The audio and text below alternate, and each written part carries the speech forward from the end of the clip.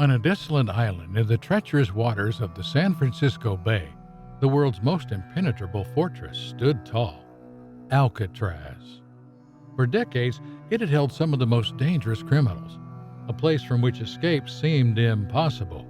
But on that fateful evening in 1962, the air crackled with defiance and desperation as three men prepared to defy the odds, risking everything for freedom. This is the gripping tale of the escape from Alcatraz, a legendary feat that would capture the imagination of the world and leave a legacy shrouded in mystery and intrigue. Join us now as we go back in time to when three men tried the impossible. Originally known as La Isla de los Alcatrazes, or Island of the Pelicans, due to its abundant bird population, Alcatraz Island underwent a dramatic transformation in the early 20th century.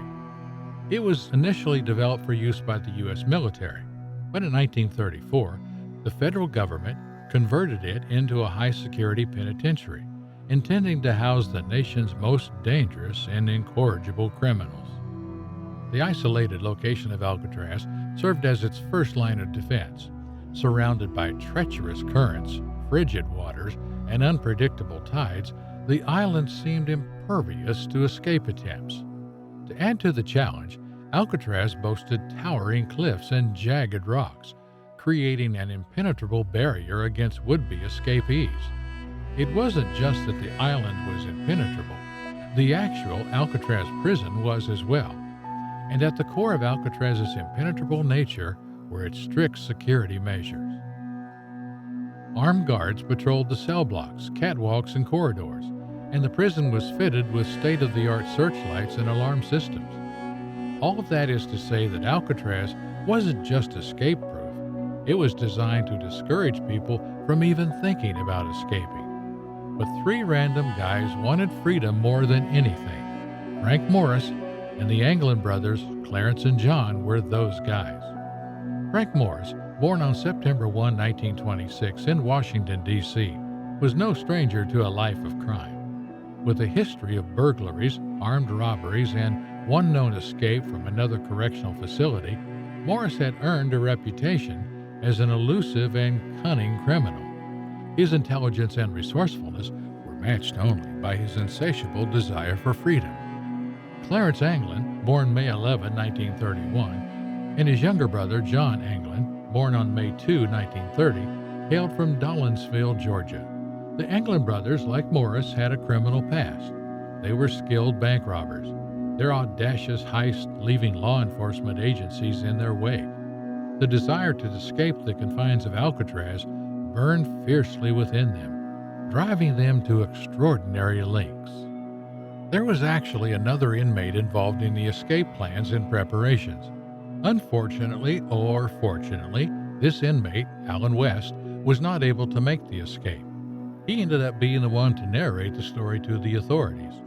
All four men found themselves incarcerated at Alcatraz due to their repeated attempts to elude capture and their propensity for violence. Interestingly, they already knew one another from previous incarcerations, and in Alcatraz, they were assigned adjacent cells. What really set these men apart was not only their criminal backgrounds, but also their exceptional intelligence and resourcefulness. Morris, in particular, was said to be in the top 2% of the general population in intelligence, as measured by IQ testing. Coupled with the fact that the Anglin brothers had managed to escape capture for years, the four men felt that they had a dream team. Immersed in the somber confines of Alcatraz, Frank Morris and the Anglin brothers embarked on a meticulous journey of planning and preparation, leaving no detail to chance. Exploiting the little weaknesses in the prison security system became the key to their plan. The four men observed the routines and patterns of the guards, noting the blind spots and moments of distraction. They seized upon these precious windows of opportunity, ensuring their escape would occur during a time when the odds of detection were minimized. For 6 months, the four men spent time widening the ventilation ducts underneath their sinks, which would serve as their escape route. They made use of metal spoons that they swiped from the mess hall, old saw blades from the prison grounds, and an electric drill that they creatively made from the motor of a vacuum cleaner to drill the holes. With their knowledge of routines and patterns, they made sure to only work when it was music hour, so that the music could drown out some of the noise that they would make.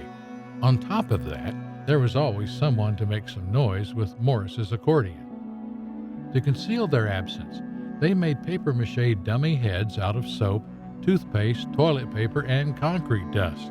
And to make the heads even more realistic, they painted them with paint they got from the maintenance shop and glued on hair that they gathered from the floor of the barber shop. For their bodies, piles of towels and clothes stuffed under the blanket came in quite handy.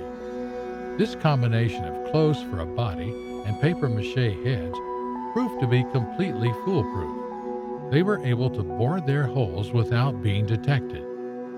Once the holes were wide enough for humans to pass through, they crawled their way past the utility corridor, which they knew would be unguarded, to the top level of the cell block, which they knew would be vacant. There, they set up shop for the next phase of their plan. You see, these men were very aware of how nearly impossible it was to make it off the island. So Morris came up with a brilliant idea. They needed to make life preservers. So using more than 50 raincoats and other stuff that they stole, they made life preservers for each person, based on a design that Morris had seen in a magazine. Aside from the life preservers, they also made paddles out of plywood and assembled a 6x14 rubber raft by hand. Necessity, they say, is the mother of invention. With their preparations complete, the stage was set for the audacious execution of their meticulously crafted plan. June 11, 1962, the night of escape, would mark a defining moment in their lives and forever etch their names into the folklore of Alcatraz. They prepared their beds with their papier-mâché heads and piles of clothes, and then crawled through the holes. Unfortunately, or fortunately, West found that the cement that he used to reinforce the area around the hole had hardened, narrowing the hole. He managed to widen the hole again with a bit of elbow grease, but by that time the others had left. So he just gave up and went back to bed. Meanwhile, Morris and the Anglin brothers made their escape, crawling through to the utility corridor. Once in the utility corridor, they climbed onto the roof through a ventilation shaft. Out on the roof, they made their way down to the ground by sliding down a kitchen vent pipe and climbed their way out of the prison walls. Then they made their way to a spot near the power plant, which they had found out was a blind spot for the prison's searchlights and gun towers. There, they inflated their raft using a concertina that they had stolen from another inmate and adapted into a bellows. With their rafts inflated, the trio finally started to make their escape out of Alcatraz. It wasn't until the next morning that Alcatraz officials discovered the absence of Frank Morris and the Anglin brothers during the routine head count. Alarm bells rang and a swift investigation was launched to determine the details of the escape and to apprehend the fugitives. Law enforcement agencies spared no effort in their search for the escapees. The Coast Guard scoured the waters surrounding Alcatraz, combing every inch of the treacherous San Francisco Bay. Air and land searches were conducted, with authorities focusing on potential landing points on the mainland. On June 14, 3 days after the escape, a Coast Guard cutter found a paddle floating some distance from Angel Island. And on the same day, and in the same general location, a plastic-wrapped wallet was found. In the wallet were the names, addresses, and photos of friends and relatives of the Anglins. Over the next couple of days, raincoat materials and a deflated jacket would be found floating in the water, and authorities would conclude that it must have been the materials that the escapees used to make their rafts. What was never found, though, is any of the escapees. The guys were never found, and neither were their bodies. The fate of Morris and the Anglin brothers remains an enduring mystery. Some speculate that they perished in the frigid waters, succumbing to the deadly combination of strong currents and hypothermia. Others believe they managed to evade capture and forge new lives in anonymity, forever eluding the grasp of the law. The absence of definitive evidence has allowed numerous theories to flourish, adding to the enigma that surrounds the escape from Alcatraz. However, the FBI's official position is that the odds of survival were incredibly stacked against the escapees. What's more, West had informed them that they had planned to steal clothes and a car once they hit land. Considering that no thefts were reported within the area, the FBI concluded that it didn't happen, and the escapees were probably dead. However, over the years, there have been a number of reported sightings, mostly of the Anglin brothers, and the Anglin family reportedly received anonymous postcards and phone calls with nobody saying anything. But nothing has ever been tied to any of the escapees, and the FBI closed its file on December 31, 1979. West, who was the only one that couldn't make the escape, was not charged for anything because he chose to cooperate with investigators. He did get moved from prison to prison, though, for a variety of reasons, and ended up dying at the Florida State Prison, where he was serving multiple sentences. As for Alcatraz, it was torn down on March 21, 1963, not because prisoners had escaped a supposed escape-proof prison, but because it was more expensive to operate than other prisons. Also, saltwater saturation had terribly eroded the buildings, which is not what you want for an escape-proof prison. The escape from Alcatraz continues to captivate the public imagination.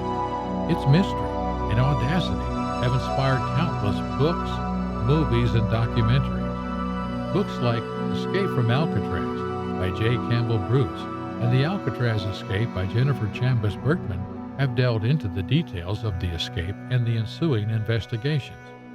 In the 1979 film, Escape from Alcatraz, starring Clint Eastwood, brought the story to the silver screen. Morris and the Anglin brothers might have been bad guys that may or may not have survived their attempt at escape. The one thing that no one can deny is that their escape story is a testament to human ingenuity and how creative people can get in the bid to be free. Like stories like these, make sure you subscribe, and we'll see you in the next one.